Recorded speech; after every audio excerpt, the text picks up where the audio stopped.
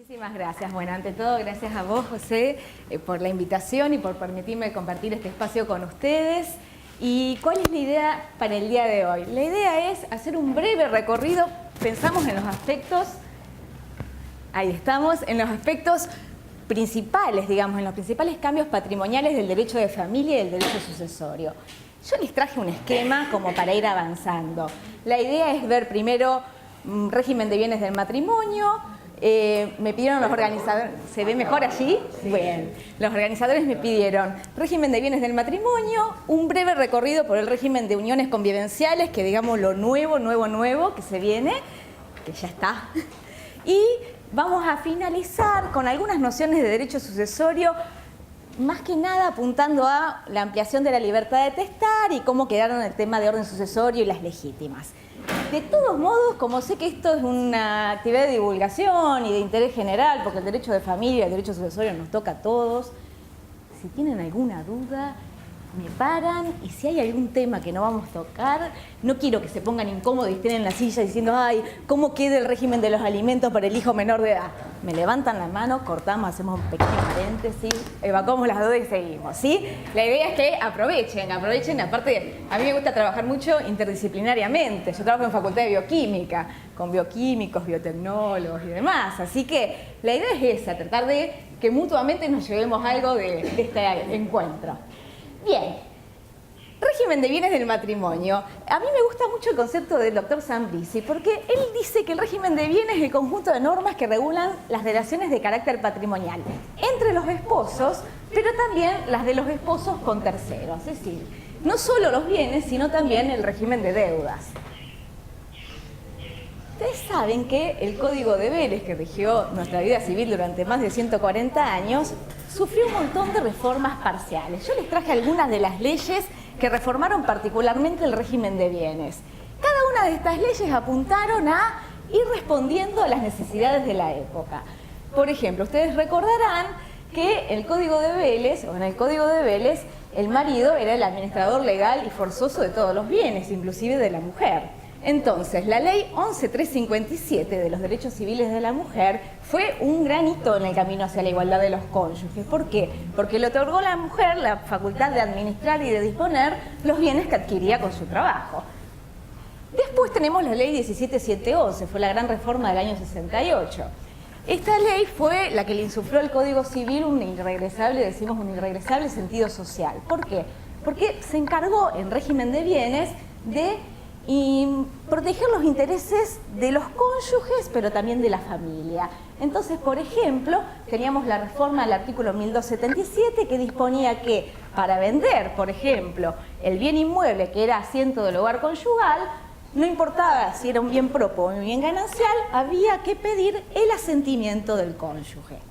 ¿Qué más? La 23.515 fue la ley del divorcio vincular. Esta ley también introdujo reformas en el régimen de bienes, por ejemplo, en todo lo que es materia de separación judicial de bienes.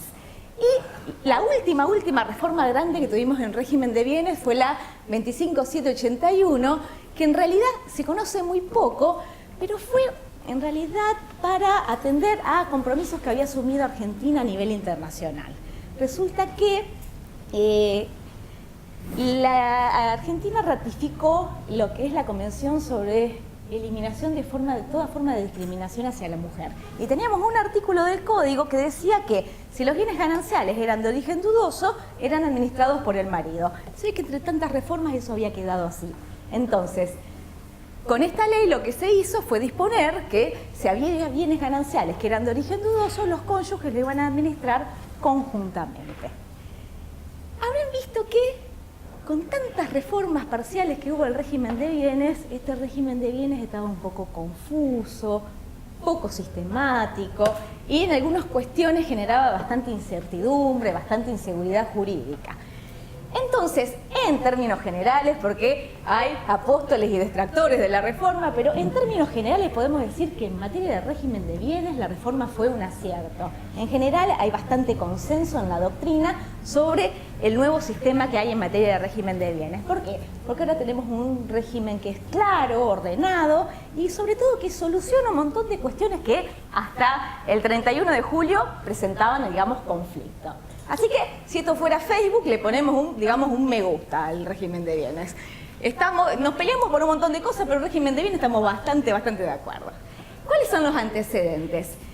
Esto es porque yo sé que a veces uno tiene que profundizar un poco en los estudios. Y la reforma en familia fue tan grande, tan integral, que en algunas instituciones hay pocos antecedentes. Pero en materia de régimen de bienes, en realidad la doctrina se venía expidiendo hace mucho sobre la reforma. Entonces, los principales antecedentes los vamos a encontrar en las Jornadas Nacionales de Derecho Civil, que es a donde vamos todos los profesores de Derecho Civil del país a debatir estos temas, principalmente estas dos, las del 87 y las del 97.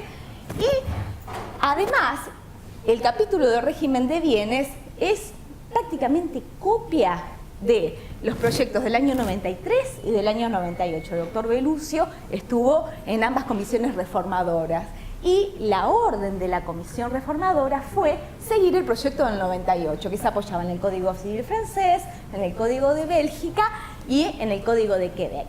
Entonces, en términos generales, si este código siguió la tendencia mayoritaria de la doctrina y de la jurisprudencia, se apoyó en la doctrina, sobre todo en los últimos, el anteproyecto fue del 2012, había 14 años, del 98 al 2012, de doctrina sobre la materia, no son textos tan desconocidos para nosotros. Así que si uno quiere investigar las fuentes de los artículos y si uno quiere profundizar un poquito más algún tema, nos encontramos con más de 14 años de artículos escritos sobre cada uno de estos temas. Tenemos de dónde estudiarlos. Una novedad es la ubicación. Ahora, el régimen patrimonial del matrimonio está ubicado dentro del libro segundo de las relaciones de familia, no en la parte de contratos. ¿Qué más? Vamos a tener que acostumbrarnos a una nueva terminología. Tradicionalmente, uno se había acostumbrado a hablar de sociedad conyugal, y que era lo mismo decir sociedad conyugal que decir régimen de bienes. Hoy, los autores eligieron abandonar este término sociedad conyugal y tenemos, digamos, la regulación de dos regímenes patrimoniales: comunidad de ganancias y separación de bienes. Para tranquilidad de todos, comunidad de ganancias no es otra cosa que el régimen de sociedad conyugal que viene igual que como lo conocimos, pero un poquito mejorado. Y separación de bienes, vamos a ver que son 3 o 4 artículos y en general no presentan mayores dudas. Las novedades están en otro lado.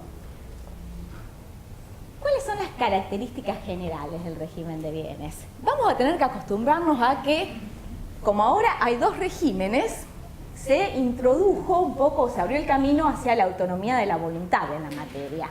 Así que vamos a tener que acostumbrarnos a pasar de un régimen que era único, legal, forzoso, a un régimen que ahora es elegible. Los cónyuges pueden elegir por uno o por otro. Pero además, la doctrina dice que es una pluralidad cerrada, porque no es como en otros países del mundo en donde los cónyuges pueden elegir qué tipo de relaciones patrimoniales quieren para su vida. Acá podemos elegir, pero podemos elegir entre estos dos sistemas cerrados. No tenemos tanta libertad como aparentemente se vende. Y además vamos a tener que acostumbrarnos que ahora el régimen es mudable. ¿Por qué mudable? Porque puedo cambiar de régimen de bienes. ¿Cuántas veces puedo cambiar? Todas las veces que quiera. Es una mutabilidad abierta. Lo único, digamos, que pone el código como restricción es un pequeño tiempo de espera de 1 año entre cambio y cambio. Yo no es que los esté alentando a que vayan a cambiar el régimen de bienes los que están casados, pero sepan que lo pueden cambiar, que esto no se aplica solo a las nuevas uniones, sino que las que ya están pueden llegar a cambiar. ¿Cómo se hace la opción? Yo no quiero que vayan masivamente a la escribanía, pero sepan que está dentro de nuestras opciones. Bien, ¿cómo es la estructura del régimen de bienes? Tenemos, por un lado, un capítulo 1 de disposiciones generales. En realidad, la novedad en la materia está acá, porque en las disposiciones generales encontramos no solo las convenciones prematrimoniales, sino también encontramos todas las disposiciones comunes a ambos regímenes, que en realidad es una suerte de régimen primario de bienes, es ahí donde está la piedra angular del sistema. Y después sí, el capítulo que regula el régimen de comunidad y el capítulo que regula el régimen de separación de bienes. Bien, entonces estamos por acá, ¿sí? Tenemos un régimen primario y normas que son aplicables tanto al régimen de comunidad como al régimen de separación, allí mismas explicadas. ¿En qué consiste este régimen primario? Consiste primero en la regulación de las convenciones matrimoniales. ¿Qué teníamos hasta ahora? En las convenciones matrimoniales se podían hacer, se hacían por escritura pública y uno podía detallar los bienes que llevaba el matrimonio y las donaciones que se hacían los cónyuges entre sí.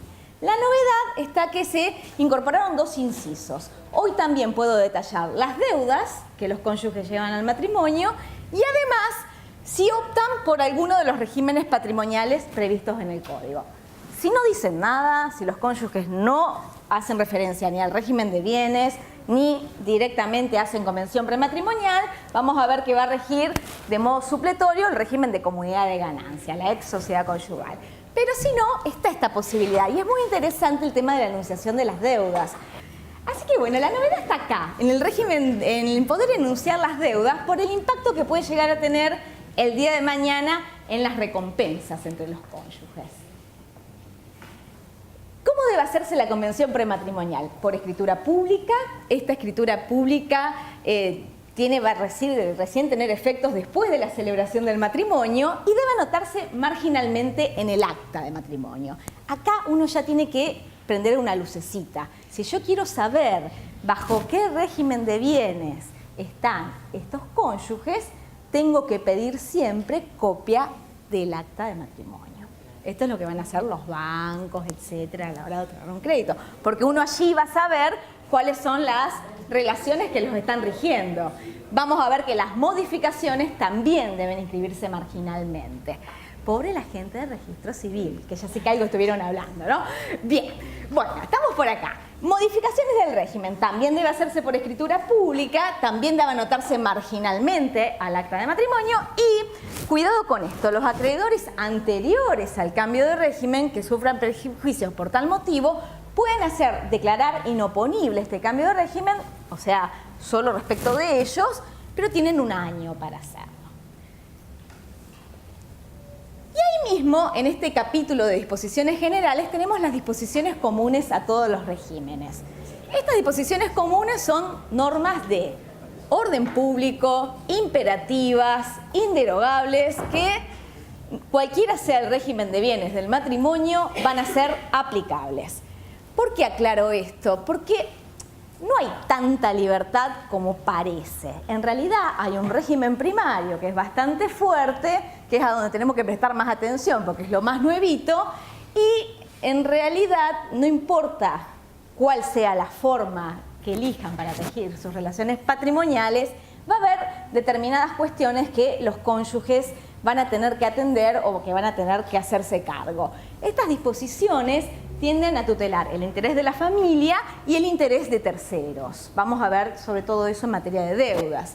Y además encuentran su fundamento en el principio de solidaridad familiar. El principio de solidaridad familiar es un principio que se abre camino y que impacta en todo el régimen de familia. En cuestiones que cuando uno va a dar conferencias de divulgación son un poquito fuertes. Yo no sé si ustedes escucharon hablar de la figura del progenitor afín. ¿Quién es el progenitor afín? Cuando yo me caso con una persona o me voy a vivir con una persona que tiene hijos derivados de otra unión anterior y viven con nosotros, surgen una suerte de derechos y obligaciones del cónyuge o conviviente que no es progenitor hacia el niño. Esto en realidad, código derogado, cuando yo me casaba con una persona que tenía hijos derivados de una unión anterior, surgía el parentesco por afinidad, era mi hijastro, mi hijastra, y le debíamos alimentos, subsidiariamente. ¿Pero por qué le debíamos alimentos? Porque el matrimonio creaba un nuevo estado de familia, surgía este parentesco por afinidad, y teníamos un artículo del código que decía, parentesco por afinidad, en primer grado, deber alimentario. Subsidiario, el primer responsable siempre es el padre. Bueno, ahora esto lo tenemos, el código lo llama progenitor afín, y lo tenemos tanto en caso de unión matrimonial como de unión convivencial. ¿En virtud de qué? Del principio de solidaridad familiar.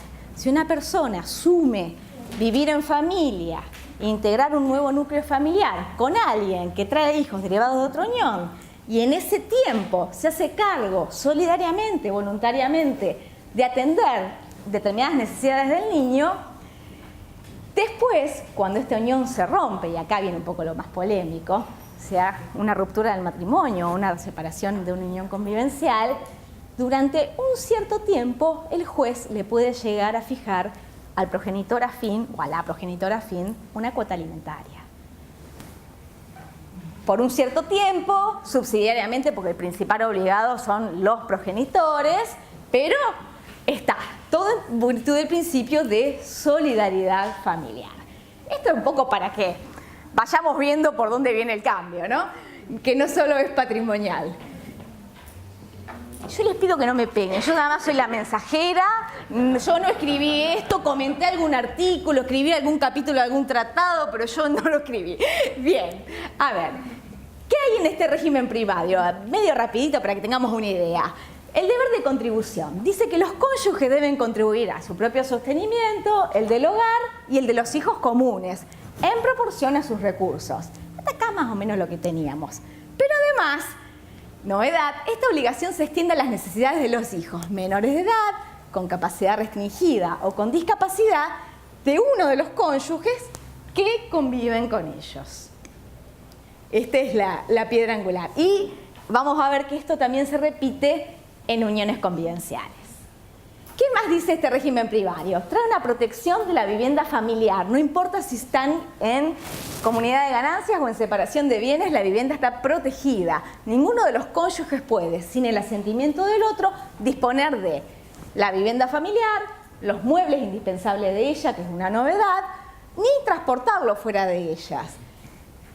En caso de que esto ocurriera, se puede plantear la nulidad del acto o la restitución de los bienes muebles. Hay un plazo de caducidad de 6 meses para esto y nunca se puede plantear más allá de 6 meses de disuelto el régimen. Y además, una segunda parte en este artículo que dice que la vivienda familiar está protegida por las deudas. Es decir, que no se puede ejecutar la vivienda familiar por deudas contraídas después de la celebración del matrimonio, con una excepción, excepto que los cónyuges la contraigan esta deuda conjuntamente o que la contraiga uno con el asentimiento del otro. Es decir que hay una suerte de ampliación de la protección de la vivienda familiar. Y esta protección de la vivienda familiar no solo tiene que ver con actos de disposición, como una vez se imagina una venta o la constitución de un derecho real como una hipoteca, sino simplemente la familia se fue 15 días de vacaciones y el titular de la vivienda la alquiló y los dejó a todos afuera. En esos casos también funciona esto. Es amplia, es para todo acto de disposición sobre derechos sobre la vivienda. Eso no están casados con matrimonio. Esto es con matrimonio. Ahora vamos a ver. En algunas cuestiones ustedes me van a escuchar que yo los comparo y en otras hago así y no los comparo porque les voy a explicar algunas cositas que vamos a tener que tener en cuenta en uniones convivenciales, porque las uniones convivenciales no se equiparan al matrimonio en derechos, pero tampoco entre sí todas tienen los mismos derechos. Entonces la idea es que hoy se lleven ustedes un tips de ver cuándo tienen los mismos derechos y cuándo no. Complejo. Vamos por acá. Vamos ahora directamente a régimen de comunidad. ¿Cuáles son las normas de la ex sociedad conyugal? En realidad son las mismas que conocemos, así que podemos ir bastante más rapidito con esto. Es un régimen legal y supletorio. Comienza, por supuesto, desde la celebración del matrimonio. El segundo artículo directamente ya hace una enunciación de cuáles son los bienes propios y luego una enunciación por espejo de cuáles serían los bienes gananciales. Y van a ir viendo que acá se van a poder manejar con comodidad, porque es lo que ya sabemos y en realidad cuando el código aclara cuestiones que eran dudas en la doctrina y la jurisprudencia y venía oscilando y acá el código dice, bueno, ya está, el criterio mayoritario es este, lo imprimo, lo incorporo acá y se terminó el debate. Entonces, ¿qué son bienes propios? Los bienes aportados al matrimonio, o sea, los que ya tenían de solteros. Este por el principio de incolumnidad o por el criterio temporal de la calificación. Venían de antes. Son bienes propios los adquiridos por herencia, donación o legado. Hasta acá principios generales. También son bienes propios, y acá empieza a aclarar, los recibidos conjuntamente por herencia, por legado o por donación, y dice que se reputan propios por mitades. Es decir, que el código acá ya define. Si yo le hago una donación a dos personas que están casadas y no digo nada, el código ya dice, lo recibieron por partes iguales.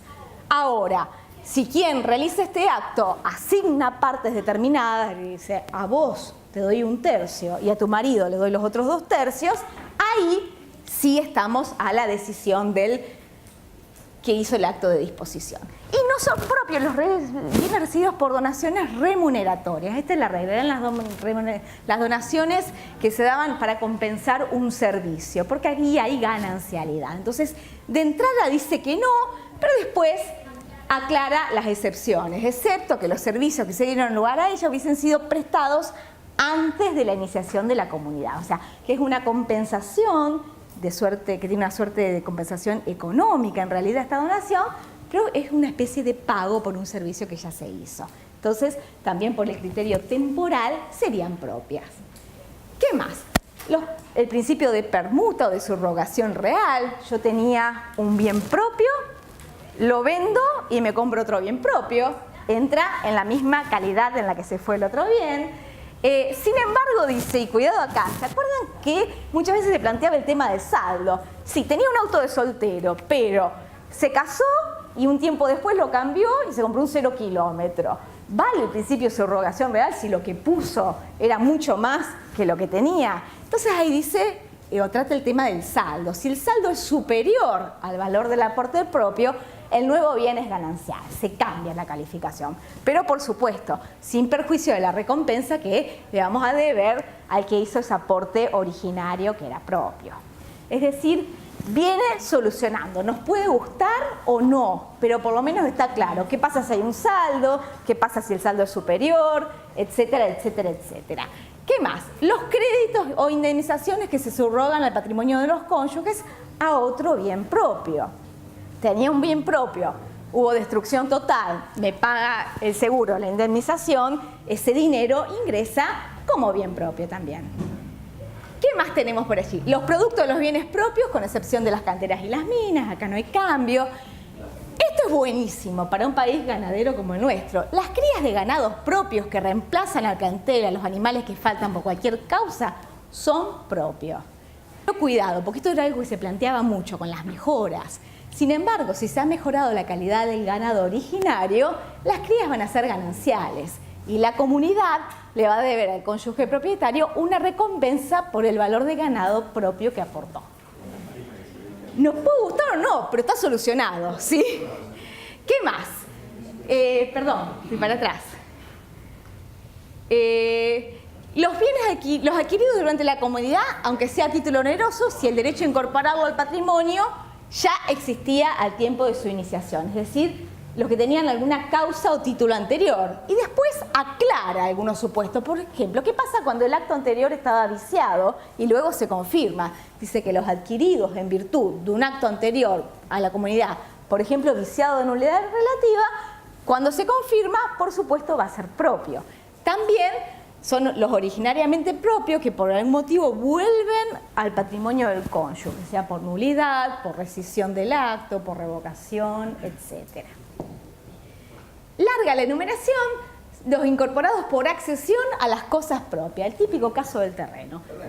Tenía un terreno que era bien propio, construimos con dinero ganancial, ¿cuál es la calificación del bien? Se sigue con la tesis de la calificación única, no se acepta la calificación dual y ahora ya no hay dudas. El bien, por el principio de accesión, es propio, lo que va a surgir una recompensa por lo invertido, por la mejora. En el caso de que se ejecute un divorcio, por ejemplo. En general, el régimen de recompensas viene con la liquidación, por divorcio, por muerte. O por alguna. Sí. Pero Ahí llega la hora de la verdad. Ahí sigue rigiendo Claro. el principio de la gestión. Lo que vas a tener es, el bien va a ser calificado como propio, o sea, va a estar en la masa de bienes propios de ese cónyuge. lo que va a surgir allí, a la hora de la liquidación en la cuenta, vas a tener que calcular la recompensa para el otro cónyuge. Si te alcanza, se la pagás. Si no te alcanza, tenés que vender el bien y repartir. Exacto. Las partes indivisas adquiridas por cualquier título. Yo tenía 1/6 de una propiedad y puedo adquirir un porcentaje más, una cuota aparte más. Ingresa en la misma calidad que yo tenía la anterior. Así como los valores nuevos y otros acrecimientos de valores inmobiliarios propios. Sin perjuicio siempre de la recompensa que le puedo llegar a deber si yo esta parte la adquirí con aportes gananciales. La plena propiedad de bienes cuya nuda propiedad se adquirió antes del comienzo de la comunidad. El típico caso del usufructo. Mi papá me dona un bien, se reserva el usufructo, pasado una X cantidad se extingue el usufructo. Cuando yo consolido el dominio, tengo la nuda propiedad, ingresa en la misma calidad que tenía el bien propio, se extingue el usufructo, queda como propio. Las ropas, esto está bueno para las mujeres, quedó clarísimo. Las ropas y los objetos de uso personal de uno de los cónyuges son propios, sin perjuicio de la recompensa debida a la comunidad, si son de gran valor y se adquirieron bienes. Las indemnizaciones por consecuencias no patrimoniales o del daño físico causado a la persona del cónyuge. Esto también había bastante consenso en la doctrina de esta materia. Los derechos a la jubilación y pensión. Es interesante lo de la propiedad intelectual. En propiedad intelectual la solución era injusta la que teníamos. ¿Por qué? No se distinguía cuándo había sido la publicación, la interpretación de la obra, cuándo había sido concluida, cuándo este derecho había sido patentado. Entonces ahora se distingue. Si la obra intelectual fue publicada, interpretada por primera vez, la obra artística concluida o el invento, la marca, el diseño, patentado, registrado antes del comienzo de la comunidad, es propio. Por espejo, vamos a ver ahora, repito, que si fue después, es ganancial. Por supuesto, siempre a salvo el derecho moral sobre la obra intelectual, que es propio del autor. Bienes gananciales, por espejo. Lo mismo, pero al revés. ¿Qué son bienes gananciales? Lo que yo adquiero a título oneroso estando casado, inciso 1A, los adquiridos por hecho de azar, por esto de que los cónyuges compartimos la misma suerte, los frutos naturales, industriales y bienes de los bienes, sean propios o bienes gananciales, los frutos siempre son gananciales. Por las dudas lo aclara, los frutos civiles de la profesión, trabajo, comercio e industria también son gananciales.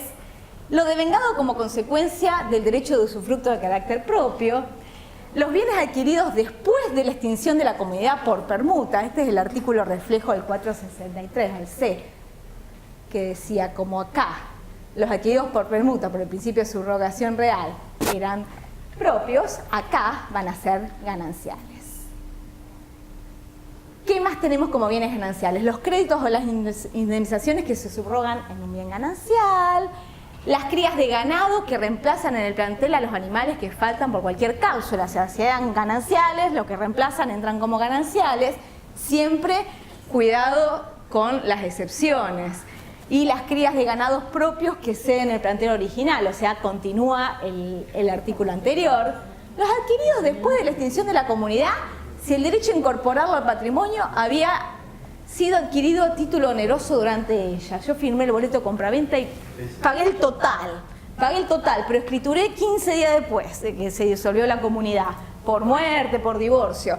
Si yo lo había adquirido y lo había pagado, o sea, si la causa del título fue anterior, no importa que después efectivamente ingresó una vez disuelta la comunidad, es ganancial.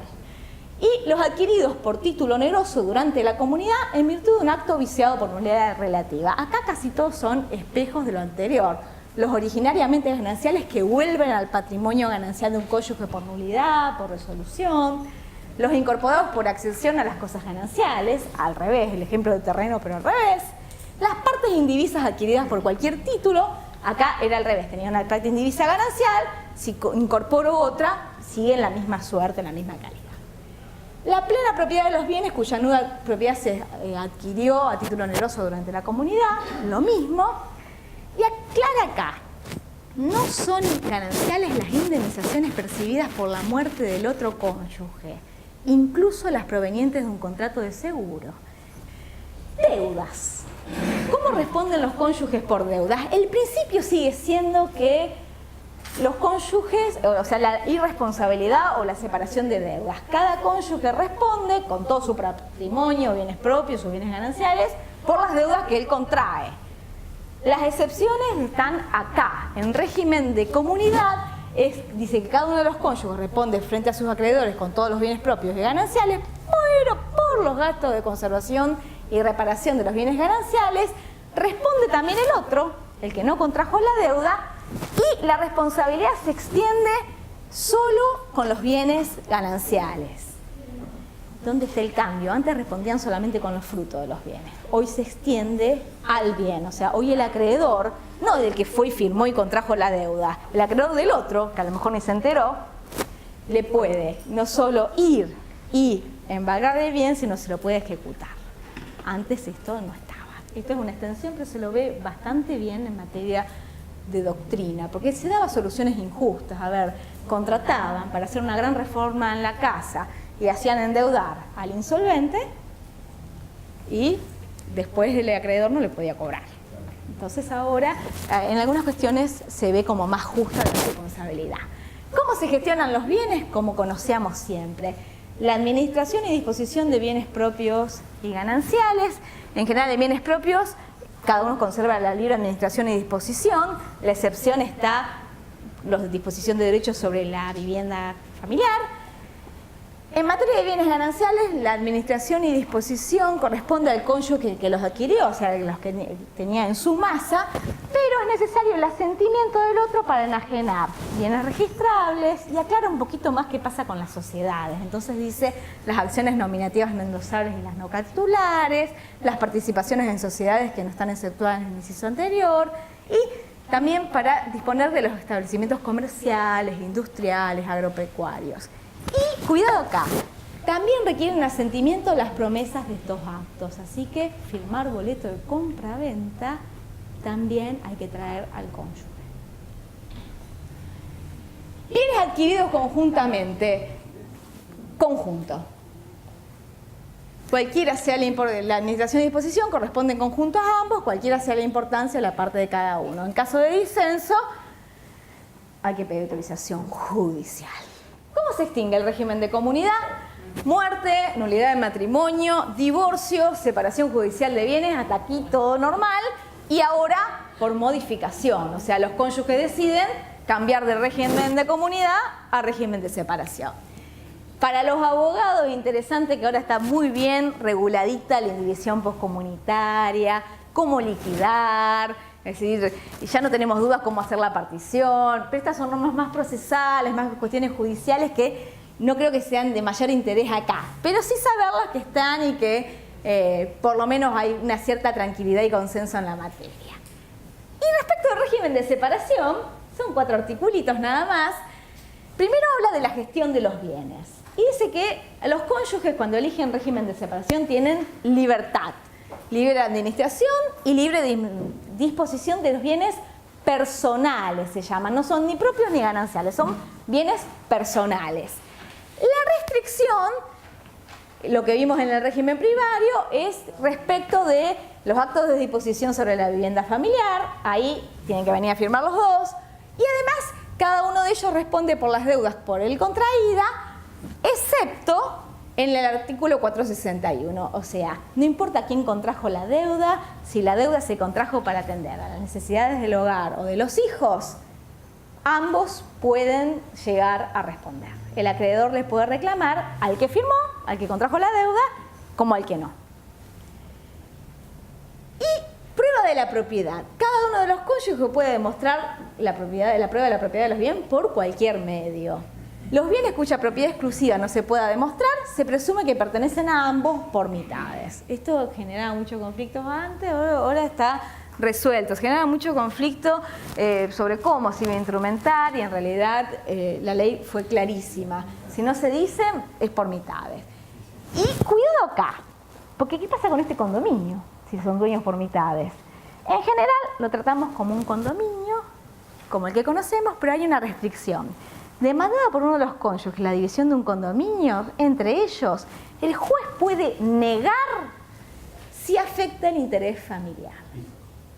Hijos, si es la vivienda familiar, O sea, hay que tener, no son dos condóminos cualquiera, son dos condóminos que son cónyuges bajo este régimen y cuidado que si está afectado el interés familiar, pensemos en el hijo o en alguna persona discapacitada que está viviendo con los cónyuges, en algún abuelo, alguna abuela. Esto del interés familiar vamos a ver que se cuela y nos da un cierto margen de acción en todo lo que es patrimonial también.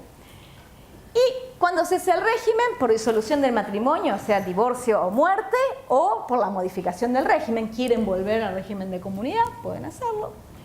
Y la disolución, disuelto el matrimonio, a falta de acuerdo, los cónyuges separados de bienes o sus herederos, la partición de los bienes indivisos se hace en la forma prescripta para la partición de las herencias.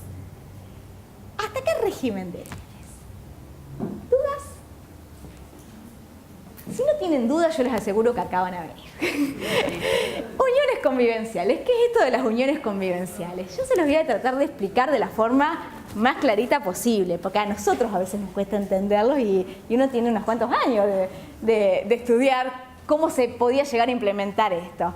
Ustedes saben que hace mucho, mucho tiempo, en realidad siempre hubo como dos grandes tendencias en esta materia. De una mitad de la biblioteca, los que decían que no había que regular el concubinato, las uniones de hecho, las que hoy son uniones convivenciales. ¿Por qué? Porque la gente era libre y la gente elegía no casarse porque no quería que el Estado le impusiera derechos y obligaciones, entonces que regular implicaba afectar esa libertad. Y del otro lado de la biblioteca decían que no, que por cuestiones existenciales había que darle a la gente que elegía vivir de esta manera una suerte de derechos y obligaciones, sobre todo porque cuando se producía la ruptura de la unión, sobre todo la ruptura, por ejemplo, por causa de muerte, había necesidades, sobre todo de las personas más vulnerables, que atender. El derecho de familia, esto se debatió sobre todo mucho antes del divorcio vincular, porque había muchas personas que vivían en convivencia, no porque quisieran, sino porque no podían disolver el matrimonio anterior. Ya después, cuando salió la ley de divorcio vincular, dijeron, bueno, ahora el que quiere se puede divorciar, con lo cual el que vive de esta manera es porque elige vivir así. De todos modos, no fue el derecho de familia, sino fueron otras ramas del derecho las que atribuyeron, digamos, los primeros derechos. Entonces, por ejemplo, el derecho de la seguridad social es el que va a la vanguardia, con todo el tema de reconocimiento de pensiones, obra social, etcétera, etcétera, etcétera. El debate está fuerte, fuerte, fuerte, sobre todo en los últimos 20 años, y efectivamente se regularon. Pero ¿qué tiene de particular esta regulación? Que no hay una sola forma o un solo tipo de unión convivencial. Tenemos por un lado, si quieren de un lado del péndulo, a las parejitas más jóvenes que viven en unión convivencial, digamos, como antesala al matrimonio. Las parejas ya más grandes, que a lo mejor pasaron por otras uniones matrimoniales, que a veces terminaron de manera no tan linda, no tan agradable, con esos divorcios terribles, o con la muerte, entonces no se quieren casar porque no quieren volver a pasar por esa experiencia, o porque muchas veces casarse implica afectar derechos hereditarios de los hijos de uniones anteriores, entonces no quieren tener problemas con los hijos. Y en el medio, muchas veces, parejas que realmente optan por no casarse, quieren vivir así y quieren que el Estado se lo respete. Pero esas son las más complicadas, porque cuando después de X cantidad de años de convivencia la pareja se rompe, le exigen al Estado que les reconozca algunos derechos. Y en ese gran abanico de posibilidades, imagínense que trataron de hacer lo posible por asignar algunos derechos, pero como que no termina de conformar a todos, por lo menos es con la visión con la que yo me quedo. ¿Cómo define la unión convivencial? Dice que es una unión basada en relaciones afectivas de carácter singular, pública, notoria, permanente, estable. Entre dos personas, seguimos con la regla de dos, no más de dos, que conviven y comparten un proyecto de bien común, eligieron adecuadamente la palabra, porque no vaya a ser cosa que le apliquemos una unión convivencial a dos compañeros de la facultad que se fueron a vivir juntos para abaratar gastos, ¿no? Entonces, hay que compartir proyecto de vida común, no importa si es el mismo o diferente sexo. Miren todo lo que tengo que hacer para tratar de definir. Entonces, a quienes entran en esta definición y reúnen estos requisitos, ¿cuáles son los requisitos? Que sean dos personas mayores de edad, que no estén unidas por impedimentos matrimoniales y que acrediten o mantengan una convivencia por un periodo no inferior a 2 años. Al que más o menos no, al que reúne estos requisitos, digamos, la ley le asegura ciertos derechos, que ahora los vamos a ver. Pero ¿qué pasa? Porque no es tan sencilla la cuestión. Yo también lo que puedo hacer, si quiero asegurar algunos derechos más, es registrar esta unión. ¿Qué es lo que puedo registrar? Puedo registrar la unión convivencial, que me va a facilitar muchísimo la prueba, entre otras cosas. Puedo registrar también su extinción, para que quede bien clarito que yo con este fulano o esta fulana no tengo más nada que ver, que no me vengan a buscar. O puedo registrar también los pactos, que ahí está el tema patrimonial, ¿no? Entonces miren todo lo que tenemos que hacer para llegar al tema patrimonial. Entonces, ¿cómo pruebo yo la unión convivencial? La puedo probar de cualquier manera, que yo reúno estos requisitos, que soy mayor de edad, que estoy conviviendo con una persona hace más de 2 años. Y ahí voy a tener ciertos derechos. Pero si yo además la registro, vamos a ver que me va a habilitar, por ejemplo, a proteger la vivienda. Autonomía de la voluntad. Las disposiciones de este capítulo son aplicables excepto parte en contrario de los convivientes. Pero este pacto debe ser hecho por escrito y no puede dejar sin efecto lo dispuesto en los artículos 519, 520, 21 y 22. A ver, ¿qué es esto del pacto de convivencia? Yo puedo registrar la unión convivencial, pero además puedo hacer un pacto para regular nuestras relaciones patrimoniales o económicas. ¿Cuál puede ser el contenido de este pacto? La contribución a las cargas del hogar, es decir, quién paga el inmobiliario, quién paga el municipal, quién se hace cargo de las expensas, quién va al supermercado y paga la cuenta, por ejemplo. La atribución del hogar común en caso de ruptura, es decir, se pueden poner de acuerdo y dejarlo aceptar, quién se queda con la casa en caso de ruptura. Incluso es tan abierto que podemos hasta pactar X cantidad de tiempo. A ver, si nos divorciamos, si nos separamos, ella se queda con la casa hasta que todos los chicos alcancen la mayoría de edad, por ejemplo. Y la división de bienes obtenidos por el esfuerzo común en caso de ruptura de la convivencia. Esto porque vieron que a veces compran los dos, pero el bien está a nombre de uno y demás. Entonces, eso suele generar bastante conflicto cuando no compran en condominio. Pues si compran en condominio es fácil la división por mitades, pero pueden llegar a pactar esto y todo más, porque en realidad el límite es el orden público, el principio de igualdad y los derechos fundamentales de cualquiera de los integrantes de la unión. Con lo cual, salvo ese límite, podrían hacer cualquier tipo de acuerdo, a diferencia del matrimonio, donde no hay un régimen tan abierto. En el matrimonio toda la libertad es optar por un régimen o por otro. En cambio acá, el espectro se amplía muchísimo más. El pacto tiene que ser no solo eso, sino que tiene que estar registrado, o sea, hay que ir al registro civil e inscribir no solo la unión, sino el pacto.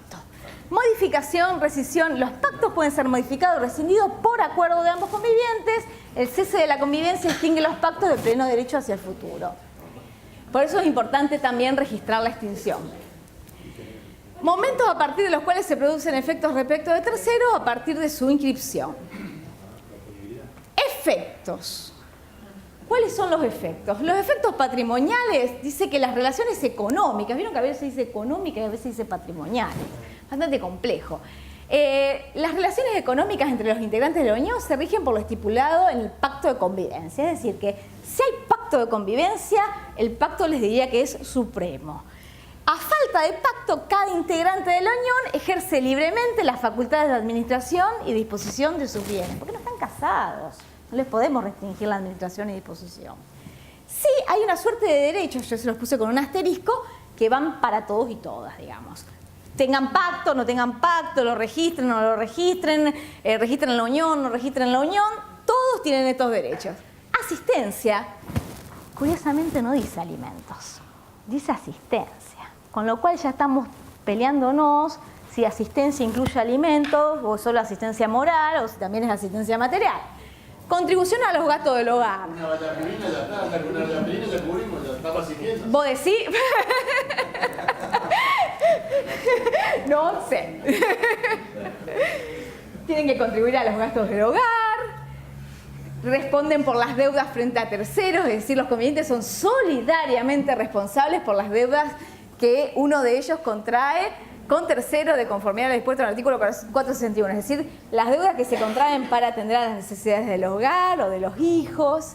Y protección de la vivienda familiar, pero ojo, este artículo se aplica solo si la unión convivencial fue inscripta. No importa si hicieron pacto de convivencia o no, ya con el solo hecho de registrar, de inscribir la unión, pueden proteger la vivienda familiar no solo frente a actos arbitrarios que pueda cometer el titular, sino frente a la ejecución por deudas de tercero. Igual, casi igual que en matrimonio. Entonces, este es el problema, ¿no? A la hora de otorgarle un crédito a una persona, tengo que ver si vive o no vive en unión convivencial, si la registró o no la registró, si hizo un pacto o no hizo un pacto. Ir a fijarme en el pacto, ver qué es lo que contiene o qué es lo que dice. Es bastante complejo a los efectos prácticos y sinceramente uno tiene bastantes dudas de cómo va a ser la operatividad de todo esto. De todos modos, se pueden registrar. Causas del cese. Tenemos más causas de cese que en matrimonio, ¿no? Muerte, sí, seguro. Ausencia con presunción de fallecimiento también. Matrimonio o nueva unión convivencial de uno de los miembros. O sea, que se casen entre ellos o se casen con otro, ¿no? Matrimonio de los convivientes, mutuo acuerdo. No queremos seguir más viviendo juntos, nos ponemos de acuerdo.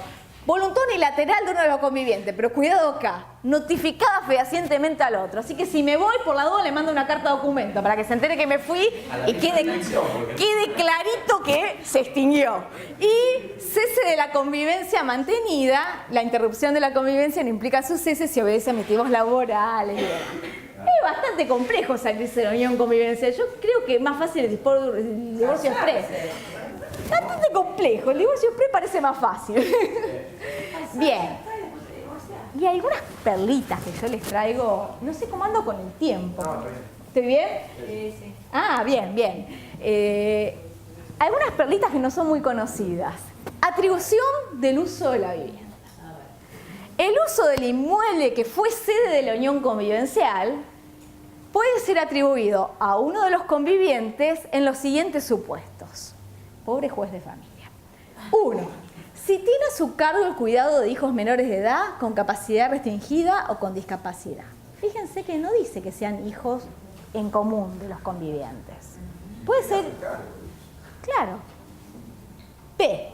Si acredita extrema necesidad de una vivienda, imposibilidad de procurársela en forma inmediata.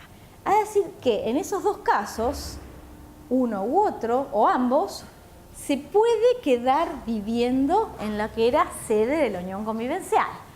Ahora, cuidado, el juez puede fijar un plazo de esta atribución que no puede exceder de 2 años a contarse desde el momento en que se produjo el cese de la convivencia. O sea, hay límites. Y en esto uno ve que no hay equiparación entre matrimonio y unión convivencial.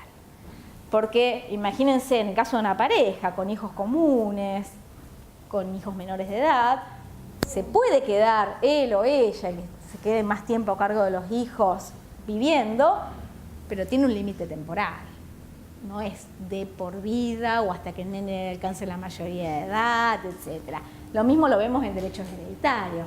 Como esto no es un nuevo estado de familia, no surge un nuevo estado de familia como en el matrimonio, no hay derechos hereditarios para él o la conviviente. ¿Qué más tenemos por aquí? A petición de la parte interesada, o sea, del que generalmente se fue, el juez puede establecer una renta compensatoria por el uso del inmueble, que el inmueble no sea enajenado, que el inmueble en condominio de los convivientes no sea partido ni liquidado. La decisión produce efectos frente a terceros a partir de su inscripción registral. Así que también vamos a tener que inscribir esto. ¿Quién se quedó con la vivienda? ¿Por cuánto tiempo? ¿Si tienen que pagar o no pagar una renta? Por sentencia. Sí, esto es por sentencia. O sea, es a petición de parte y es por sentencia. El registro lo va a tener que inscribir. Sí, y si se trata de un inmueble alquilado, también el derecho a continuar. Complejo. Y en caso de muerte también. Ustedes recordarán el derecho real de habitación vitalicio gratuito del cónyuge supérstite. Sí. Tenemos algo parecido para el conviviente, nunca igual. Parecido, porque acá se puede quedar viviendo, pero hay un límite, o sea, puede invocar el derecho real de habitación gratuito, no dice vitalicio, por un plazo máximo de 2 años sobre el inmueble de propiedad del causante que constituyó el último hogar familiar y que a la apertura de la sucesión, cuidado acá, no se contraba en condominio con otras personas. Este derecho es inoponible a los acreedores del causante. Es decir que hay un poquito más de protección. Yo creo que hay un tiempo... Sería un derecho a habitación acotado. Acotado. Yo pienso que hay como un tiempo para reacomodar las cosas en lo que es hogar familiar. Estos 2 años que te permiten a lo mejor que no sea una salida tan drástica, pero tampoco es la panacea, tampoco hay equiparación de derechos. Hay que tener cuidado porque hay una cierta difusión de que ahora es lo mismo y no es lo mismo, ¿sí? Y en materia de distribución de bienes, a falta de pacto, los bienes adquiridos durante la convivencia se mantienen en el patrimonio de quienes ingresaron. O sea, lógico, por algo no se quisieron casar. Quieren mantener patrimonios separados, sin perjuicio de la aplicación de los principios generales relativos al enriquecimiento sin causa. Todos estos principios que mencionan allí son los principios que generalmente se invocan judicialmente. Antes iban al juez de distrito, hoy calculo que van a ir al juez de familia. Aparentemente no se reformó el Código Procesal, así que estamos ahí, pero aparentemente todo esto va a ir al juez de familia. Y se daban generalmente cuando inscribíamos un bien a nombre de uno, lo compraban los dos, o lo compraba uno pero lo ponía a nombre de otro, y cuando se peleaban había que entrar a discutir que en realidad el que tiene el bien a nombre propio jamás lo pudo haber comprado, etcétera, etcétera. Entonces, ¿cómo? Invocando estos principios. En realidad, una manera más prolija de hacerlo es hacer un pacto de convivencia y registrarlo. Entonces allí la prueba está allanada. Pero si no lo previeron, digamos, hoy está legalmente, digamos, habilitado a demandar invocando estos principios. Por supuesto hay que probarlo. Derecho sucesorio, principales cambios.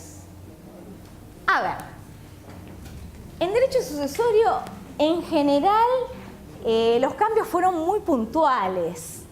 Así que no vemos grandes cambios en torno a orden sucesorio. En cuanto a las instituciones, digamos, están permanecen, digamos, bastante vigentes.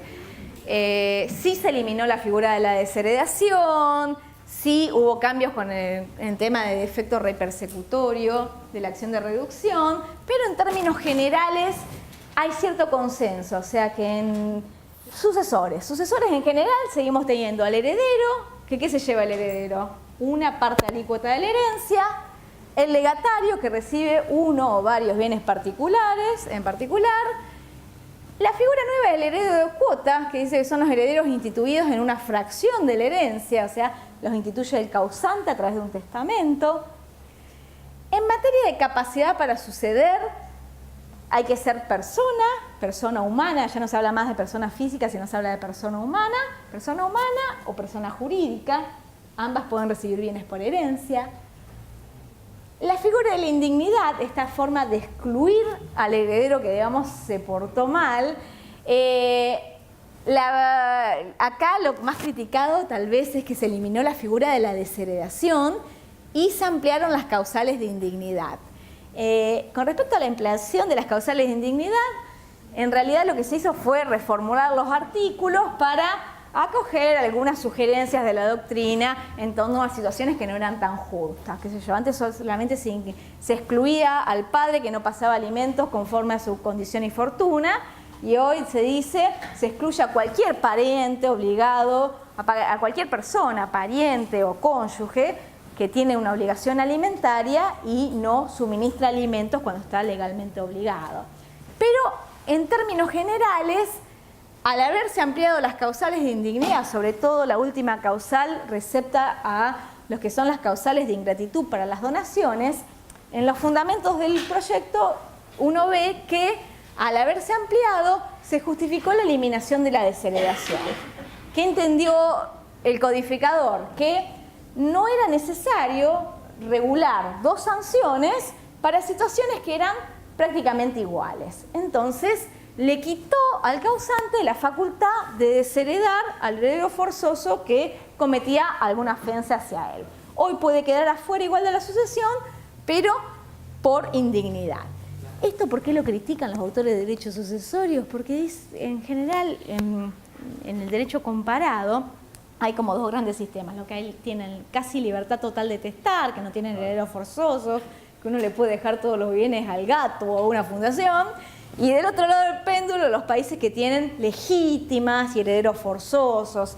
Entonces, en términos generales, quienes consagran o le imponen al causante herederos forzosos le otorgan una herramienta para excluirlo de su sucesión si este heredero se portó mal con él. No es que no lo vamos a poder excluir, pero ahora va a haber que excluirlo, digamos, por indignidad. Entonces ven como que hay un desbalance en el sistema. Derecho de opción. ¿Cuánto tiempo tengo para decir si quiero aceptar o renunciar a una herencia? Se bajó a 10 años. Antes era 20, hoy son 10 años. Y, por supuesto, cualquier tercero interesado, piensen en un acreedor, no tiene por qué tolerar que el heredero debata 10 años, puede intimarlo a aceptar o a renunciar.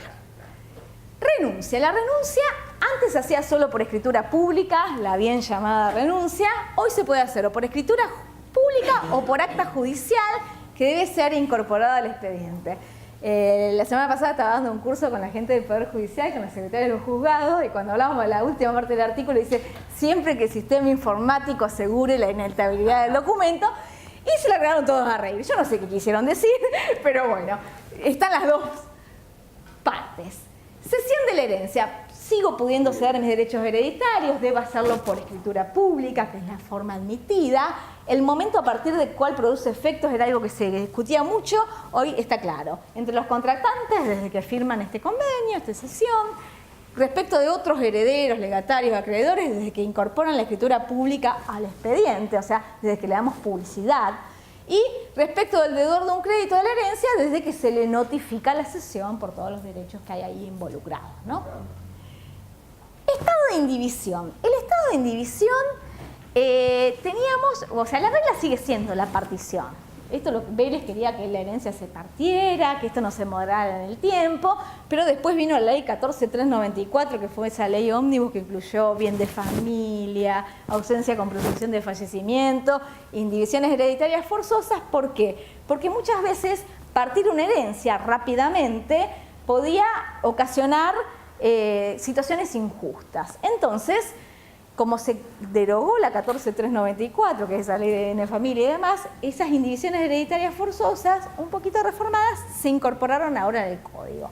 ¿Quién te puede imponer la indivisión hereditaria?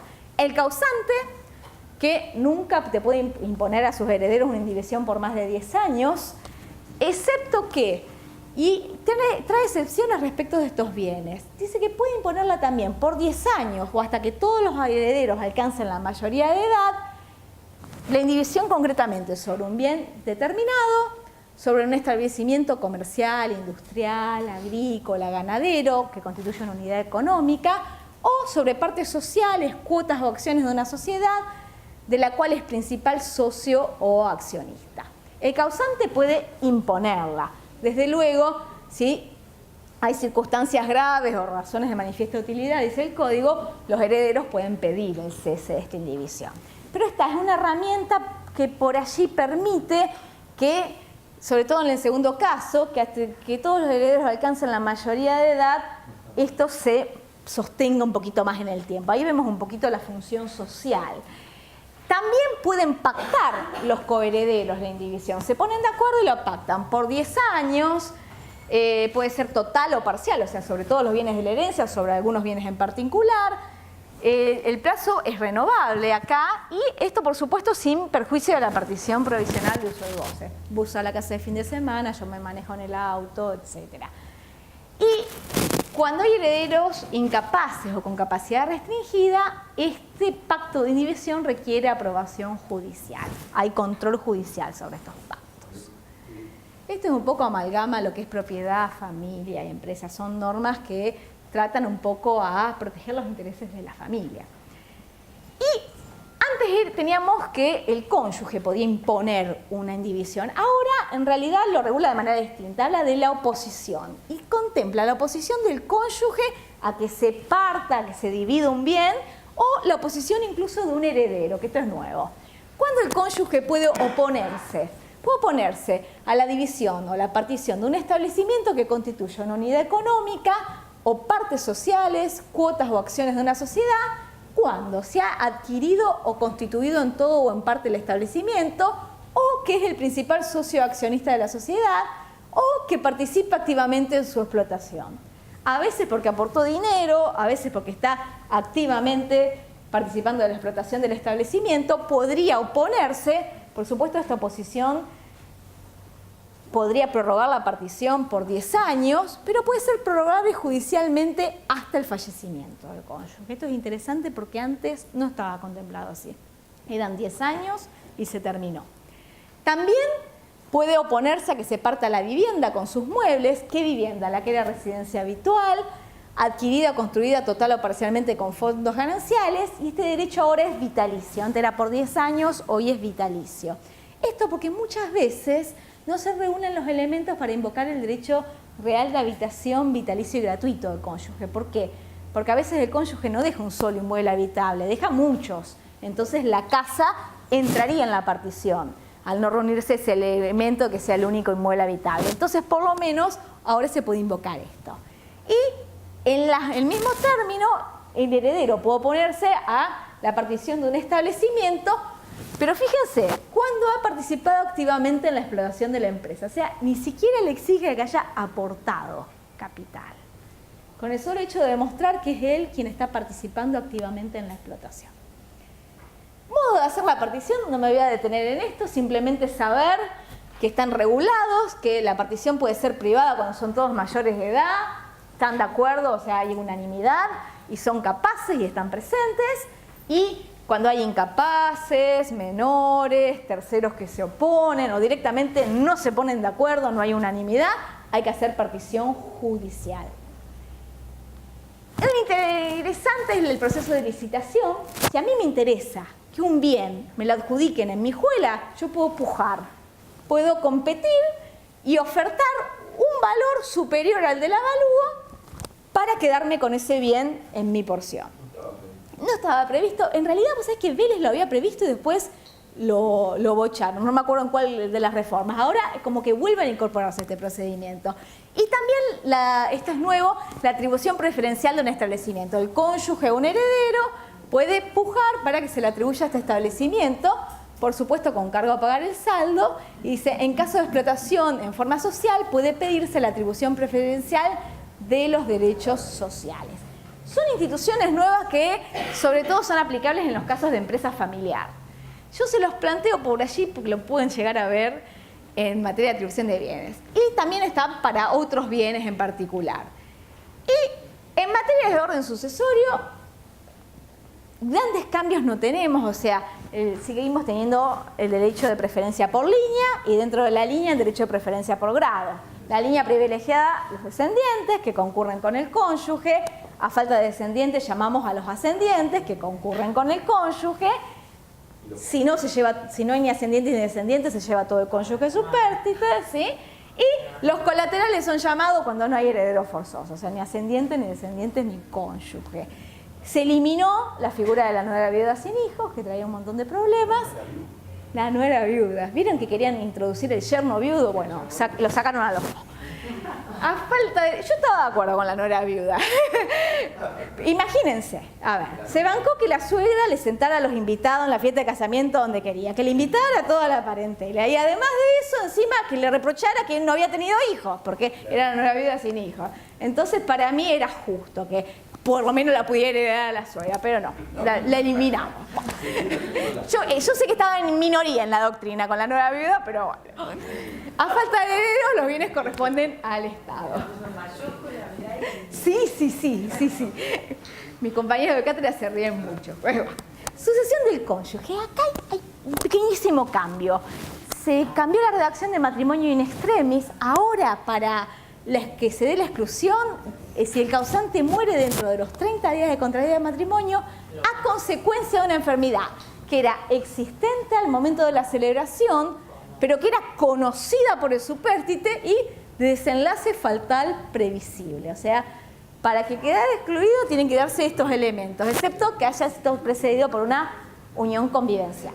¿Cuándo queda el cónyuge afuera en la sucesión? O sea, ¿cuándo puedo excluir al cónyuge supérstite? Sobre todo si es la segunda o la tercera mujer de papá, viste, que la queremos sacar. Bueno, a ver, ¿cuándo la puedo excluir o lo puedo excluir? Solamente en 3 situaciones. Divorcio, separación de hechos. Cuidado, que la separación de hechos esto a veces no se sabe. La separación de hechos, esa situación fáctica de vivir separados, es causal de exclusión del cónyuge. En realidad, si el cónyuge viene y se presenta a la sucesión y nadie dice nada, va a heredar. Pero si los otros herederos lo quieren, claro, si los otros herederos lo pueden excluir, es claro. Y lo que más regulo está causando esto, cese de la convivencia resultante de una decisión judicial. Esto en familia es bastante frecuente y ahora es una causal de exclusión. Yo no sé a qué les suena a ustedes. ¿Cuál puede ser una causal de cese de la convivencia resultante de una decisión judicial? Violencia familiar.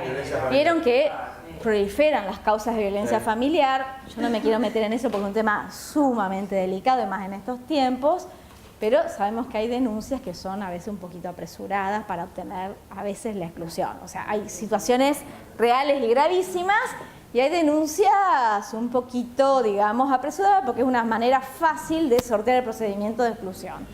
Entonces, cuidado, que cesa la vocación hereditaria de ambos. Pero es mutuo ahí. Es mutuo. Es mutuo. Yo porque a veces dejan esas denuncias ahí flotando en el tiempo y ahora se van a encontrar con esto. Se van a creer que van a heredar y no van a heredar. Porción legítima. Se bajaron las legítimas. Hacía años que venían, yo me aburría en los congresos de sucesiones porque todos los años hablaban de lo mismo. Hay que bajar las legítimas porque son inconstitucionales. La legítima de los descendientes se redujo de 4/5 a 2/3. Las de los ascendientes de 2/3 a 1/2. Y la del cónyuge se mantuvo igual en 1/2. Ustedes saben que la contrapartida de la porción legítima es la porción disponible, es con aquella porción con la que el causante puede hacer liberalidades, donaciones en vida, legados post-mortem, etc.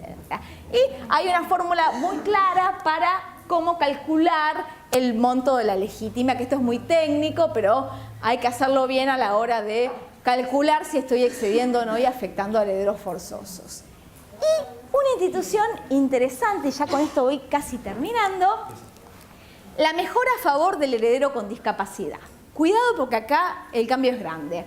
El causante puede disponer por el medio que estime conveniente, incluso mediante un fideicomiso, pero no exclusivamente, para, además de la porción disponible, o sea, además de la porción disponible, de 1/3 de las porciones legítimas para aplicarla con mejora estricta a descendientes o ascendientes con discapacidad.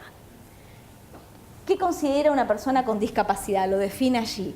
Se considera persona con discapacidad a toda persona que padece de una alteración funcional permanente o prolongada, física o mental, que en relación a su edad y medio social implica desventajas considerables para su integración familiar, social, educacional o laboral. Es decir que si yo, causante, sé que tengo un heredero ascendiente o descendiente, no sé por qué no lo pusieron al cónyuge, realmente no me lo explico, porque puede haber un cónyuge con discapacidad y que el causante quiera protegerlo, pero solo se acogió para ascendientes y descendientes. ¿Qué quiere decir? Que respecto de ese ascendiente o descendiente, no solo le puedo dejar la porción disponible si quiero mejorarlo, sino además de traer una tercera parte de las legítimas. En definitiva, el heredero discapacitado, si el causante así lo quiere, puede llevarse 2/3 de la herencia. La disponible en calidad de mejora y esta en calidad de mejora estricta. Esto es interesante, sobre todo por la preocupación muchas veces de los papás respecto de los hijitos más discapacitados, ¿no? Y en materia de protección de la legítima, me han desglosado las acciones. Tenemos acción para reclamar la entrega de la legítima si me dejaron menos, la opción para tener el complemento, que son todas fases en realidad de la misma acción. Si me dejan menos de la legítima, ¿qué voy a hacer? Atacar las liberalidades que hizo el causante. Primero ataco las liberalidades que hizo a través de disposiciones testamentarias. Voy y reduzco los legados. Directamente no los entrego, no los pago. Si, reducidos los legados, sigo sin cubrir mi porción legítima, voy y reduzco las donaciones. ¿Cómo ataco las donaciones? Con la misma regla de siempre. Primero ataco las últimas y así voy en fecha anterior hasta lograr cubrir la porción legítima del heredero forzoso. Efectos. Esto es muy justo. Antes, alguna doctrina sugería esta solución, pero como no estaba legalmente impuesto, el heredero buscaba el bien en manos de quien estuviera. Esto afectaba toda la cadena del subadquirente por el efecto rey persecutorio que tenía esta acción, y traía el bien de vuelta a la sucesión, aun cuando la legítima estuviera afectada en una pequeña parte nada más. Entonces hoy se distingue. Por supuesto, si la afectación es total, la donación queda resuelta. Pero si la afectación de la legítima es parcial y el bien es divisible, el bien se divide entre el legitimario y el donatario. Y si el bien es indivisible, en ese caso, hay que ver a quién le corresponde una porción mayor y el otro tiene un crédito, que por supuesto hay que desinteresarlo. En todo caso, y esto es lo interesante, el donatario puede impedir la resolución entregando al legitimario la suma de dinero necesaria para completar el valor de su porción legítima. Imagínense una legítima vulnerada en 50.000 pesos y que vamos a reducir y tirar abajo una donación de un inmueble que sale 2 millones. Ahora el donatario tiene la posibilidad de pagarle esos 50.000 pesos al legitimario, cubrir la porción legítima y no tirar abajo el acto que tanto afectaba a la seguridad jurídica. Y lo que no me gusta, y lo voy a decir, es el efecto rey persecutorio que se recortó. ¿Por qué no me gusta? Porque todos estos derechos y estas acciones nacen a partir de la muerte del causante. A partir de la muerte del causante es cuando yo soy heredero, cuando soy legitimario y cuando tengo el poder o estoy legitimado para entablar estas acciones. Pero resulta que le pusieron un plazo de prescripción adquisitiva, sobre todo con el tema de las donaciones, de 10 años. Y el plazo empieza a correr desde la celebración del acto. Entonces, fíjense qué manera fácil de vulnerar la legítima. Yo quiero mejorar a un hijo, darle más, por fuera de la ley, que a otro. Cuando tengo 50 años, le dono un departamento. Dejo pasar el tiempo, pasado 10 años, prescribió toda acción, así que mi hijo se puede quedar tranquilo. Yo fallezco 15 años después y mis otros hijos no pueden recuperar ese bien. ¿Por qué? Exacto. Si hay otros bienes, lo podemos compensar, pero si era el único bien, quedó defraudado. Yo les puse el ejemplo de un hijo, imaginen que le donó el bien a una fundación, a un amigo, etcétera, etcétera, etcétera. El bien salió del patrimonio, el heredero forzoso se tiene que quedar de manos, brazos cruzados porque no puede hacer nada, porque no tiene acción, y cuando se abre la sucesión 15, 20 años después y nacen las acciones, se encuentra que no puede hacer nada para recuperar ese bien. Díganme si no es injusta. Por lo menos yo lo veo así. O sea, se priorizó la seguridad jurídica, el tráfico. Yo sé que muchos escribanos están súper contentos porque tienen un montón de bienes fuera de comercio, pero, a ver, ¿qué es lo que pienso yo? ¿Para qué consagramos derechos si después nos damos herramientas para efectivizarlos, ¿no? En la mayoría de los casos la acción van a ser ineficaz. Y testamentos, y con esto cierro las formas de testar, solamente quedaron dos. El testamento hológrafo, que es el que el causante puede hacer de puño y letra, y el testamento por acto público, que lo hacemos en las escribanías.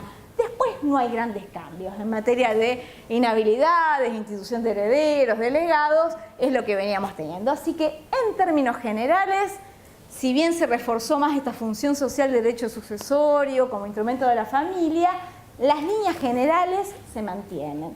No hay cambios, digamos, tan radicales como en familia, que con el divorcio, las uniones convivenciales y la responsabilidad parental, los cambios son mucho más bruscos. Bueno, les agradezco mucho la atención, es un gusto haber estado acá.